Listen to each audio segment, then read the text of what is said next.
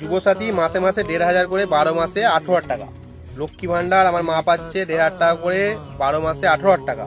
আবার দিদা পাচ্ছে বয়স্ক ভাতা 12,000 টাকা, কৃষক বন্ধু 8,000 টাকা, কন্যাশ্রী 25,000 টাকা, রূপশ্রী 25,000 টাকা, টোটাল 1,06,000 টাকা। 1,06,000 টাকা? এত টাকা কি করবো বল দেখিনি? তাহলে একটা স্টার্টআপ চালু করে দে, তোর ফিউচারটা সিকিউর হয়ে যাবে। হ্যাঁ ভাই ঠিক বলেছিস, একদম ঠিক ঠিক বলেছিস মানা, পুরোটাই ইনভেস্ট করে দেবো। কি রে, পকেটে তো তোদের একটা টাকা থাকে না, আর এদিকে ফিউচার ইনভেস্টমেন্ট নিয়ে কথা তোদের, হ্যাঁ? এত কনফিডেন্স আছে কোথা থেকে তোদের? খাপা, এগুলো তো যুবসাথী, লক্ষ্মী ভান্ডার, বয়স্ক ভাতা, এগুলো তো শিওর টাকা, এগুলো তো দিদি দিচ্ছে, এগুলো তো পাবুই সামনে। আরে খ্যাপা, দিদি জিতলে না পয়সাগুলো দেবে? কেন তুই নিউজ দেখিস না? কেন, নিউজে কি এমন দেখাচ্ছে?